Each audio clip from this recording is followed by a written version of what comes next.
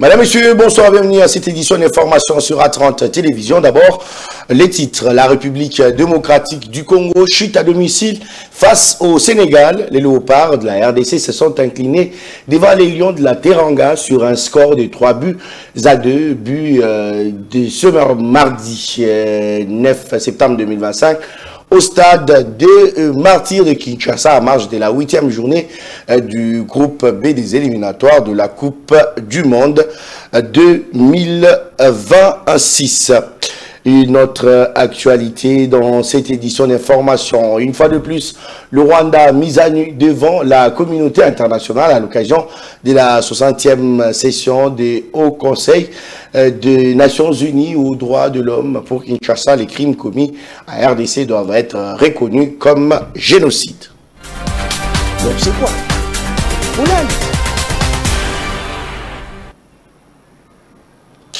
Bienvenue à toutes et à tous. Les léopards de la République démocratique du Congo se sont inclinés devant les lions de la Teranga sur un score de 3-2 ce mardi 9 septembre 2025 au stade des Martyrs de la Pentecôte à marche de la 8e journée du groupe B des éliminatoires de la Coupe du Monde 2026. Les Congolais sont passés par toutes les émotions. 2 buts inscrits en premier mi-temps par Cédric Bakambu et Yohan Wissa assurait quasiment la victoire des léopards, mais les lions de la Teranga vont très vite et revenir au score grâce à Papagwe et Nicolas Jackson avant d'encaisser un but des Papasa aux dernières minutes du match.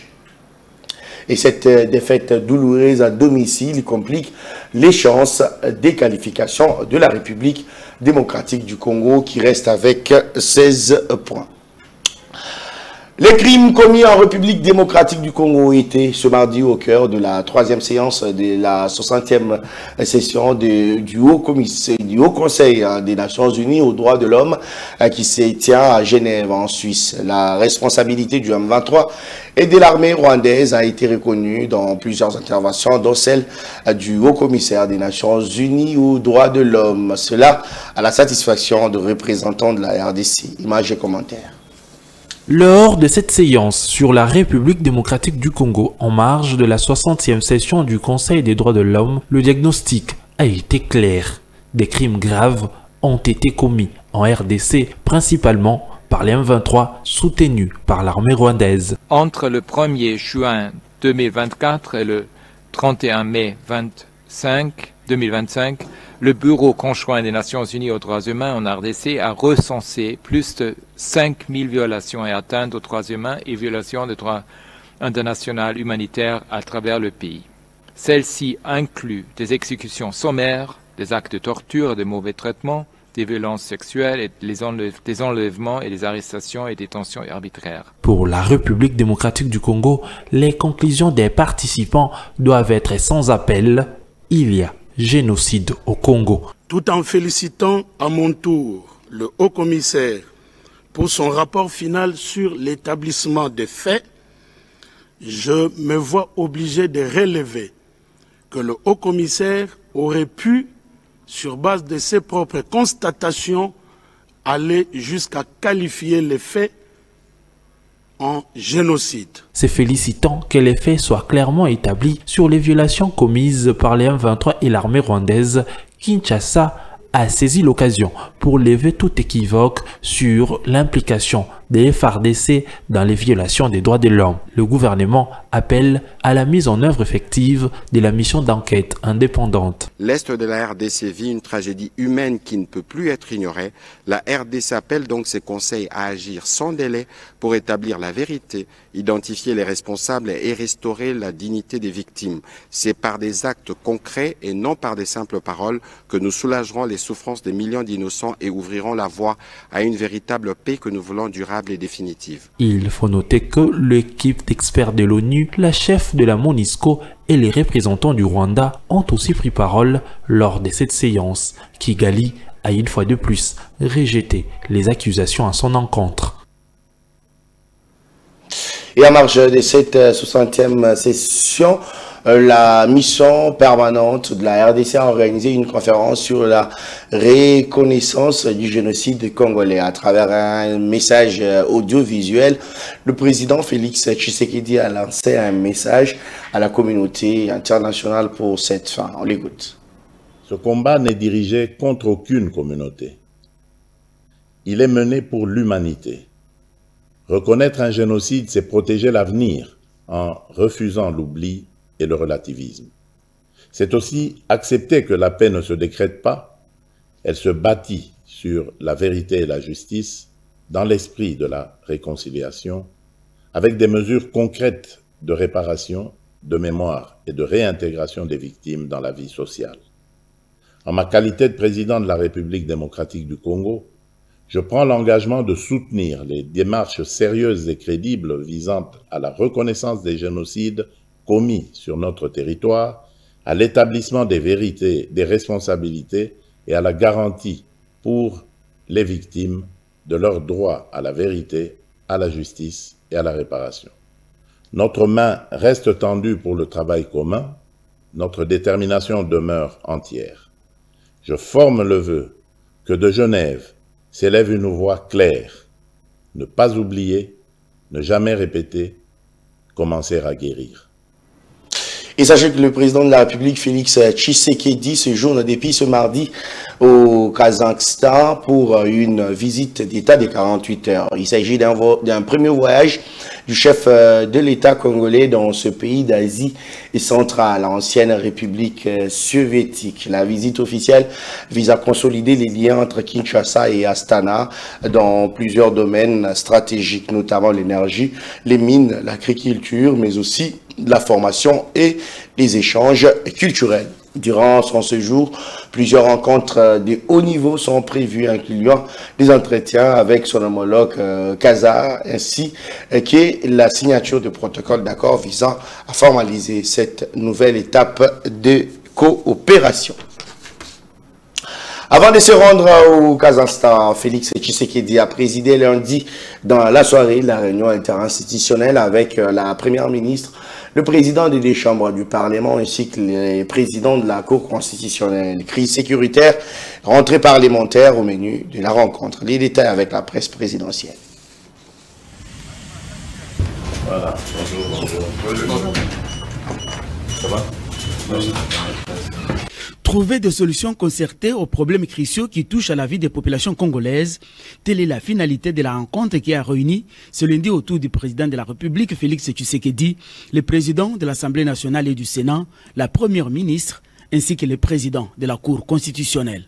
La réunion interinstitutionnelle présidée par son Excellence, Monsieur le Président de la République, commandant suprême des forces armées et de la police nationale. La réunion d'aujourd'hui était axée sur deux questions essentiellement. La question de la sécurité à l'est de la République démocratique du Congo qui continue à préoccuper le président et à chercher des solutions pour, à travers une mission qui est diligentée pour aller à Uvira, une mission gouvernementale, a envie de trouver la solution à cette question, pour Uvira particulièrement. En ce qui concerne la rentrée parlementaire, qui était le deuxième point à l'ordre du jour, le président de la République a exhorté les deux présidents des chambres d'assurer une rentrée parlementaire sereine, axée sur les priorités nationales, les priorités du peuple congolais. Une rentrée parlementaire qui préserve la souveraineté de notre pays à travers nos discours et l'intégrité de notre territoire et surtout les droits humains, la sécurité de nos populations à l'Est. Le troisième et dernier point qui a été abordé, c'est la collaboration entre le Parlement, c'est-à-dire l'Assemblée nationale et le Sénat et le gouvernement pour accélérer les différentes réformes qui sont en chantier. Et le président voudrait qu'on imprime une grande vitesse à toutes ces réformes. Et c'est à travers justement les ministères ayant ces relations avec le Parlement dans ses attributions que nous allons collaborer avec Madame la Première ministre et l'ensemble du gouvernement puisque les réformes viennent de tous les secteurs de la vie nationale. Le président voudrait que toutes ces réformes soient accélérées. Il convient de retenir que le président Félix Antoine Tshisekedi veut que le Parlement travaille en parfaite collaboration avec les gouvernements pour faire triompher la cause du pays, surtout dans cette phase cruciale où il se déploie diplomatiquement pour la sécurité de la RDC. Et bouclons les chapitres du président de la République avec la signature des ordonnances portant nomination des ambassadeurs de la RDC au Botswana, Chypre et Portugal. L'ordonnance lue à la radio-télévision nationale congolaise par le porte-parole adjoint du chef de l'État. Ordonnance numéro 25/258 du 6 septembre 2025 portant nomination d'un ambassadeur extraordinaire et plénipotentiaire de la République démocratique du Congo auprès de la République du Botswana est nommé ambassadeur extraordinaire et plénipotentiaire de la République démocratique du Congo auprès de la République du Botswana, Monsieur Mutombo Kambila Patrick. Le précité bénéficiera pour la durée de ses fonctions des indemnités et avantages prévus par l'ordonnance portant règlement d'administration relatif au corps des diplomates de la République démocratique du Congo.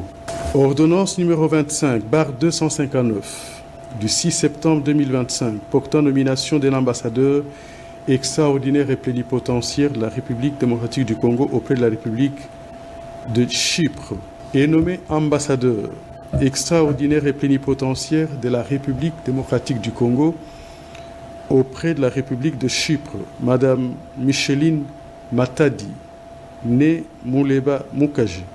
Ordonnance numéro 25/260 du 6 septembre 2025 portant nomination d'un ambassadeur extraordinaire et plénipotentiaire de la République démocratique du Congo auprès de la République portugaise est nommé ambassadeur extraordinaire et plénipotentiaire de la République démocratique du Congo auprès de la République portugaise, Madame Tchala Tshishiku Fani. Et pendant ce temps, à la primature, la première ministre Judith Suminwa réactive les comités interministériels des pilotages de la décentralisation de la RDC. Les participants ont discuté des problèmes qui bloquent ces processus autour du chef du gouvernement. Ils ont décidé de mener des recherches approfondies pour conduire à bien la décentralisation.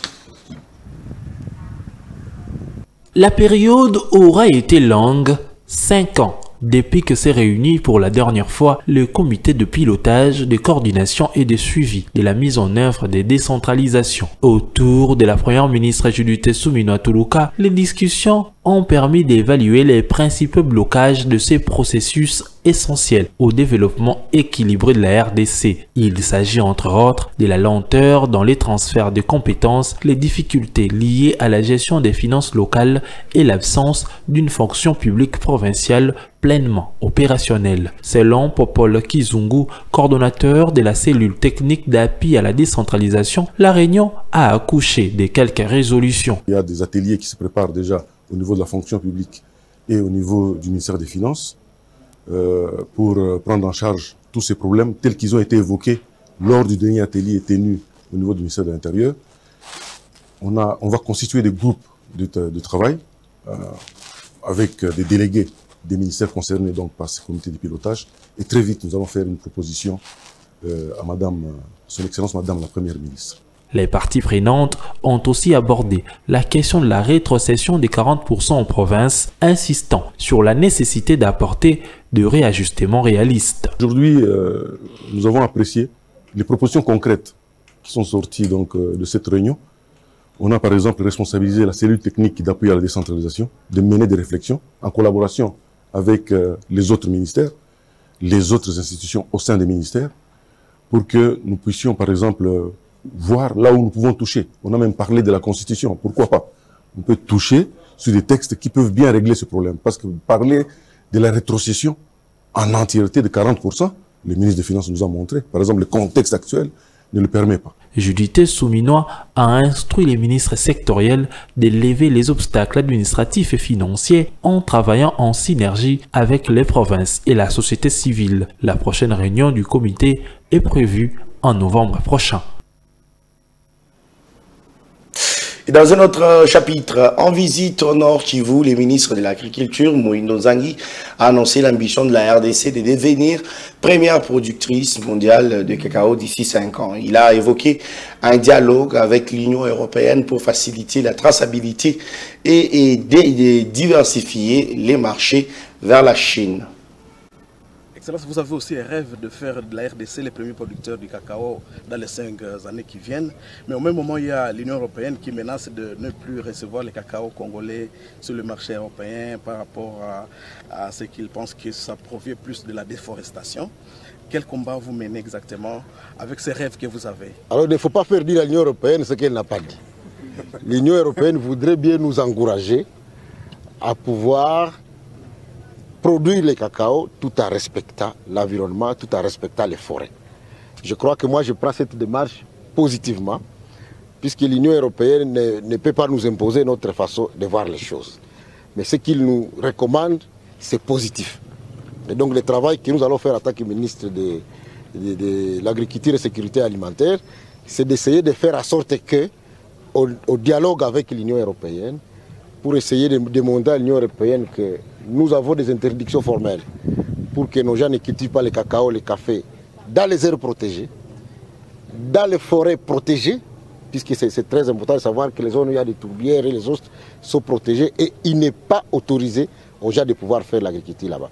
Mais nous avons 80 millions de terres arables. Et malheureusement, parmi ces 80 millions, il y en a qui sont à pleine forêt. Donc nous devons devoir trouver l'arbitrage, puisque pour devenir premier producteur mondial, par exemple, nous avons besoin aujourd'hui de 2 200 000 hectares pour dépasser la Côte d'Ivoire. Et c'est l'objectif que nous avons dans les 5 ans. Et ça veut dire qu'on doit trouver des espaces, faire en sorte que nous les fassions tout en ne détruisant pas la forêt, puisque nous n'avons pas une autre richesse que notre terre. Donc nous devons exploiter notre terre. Je voudrais bien vous dire que nous avons déjà discuté avec les opérateurs économiques pour que le travail de localisation des polygones dans les champs des paysans continue. On n'a pas qu'à déjà mis en place un logiciel qui permette aux gens de recueillir directement les informations qui sont données.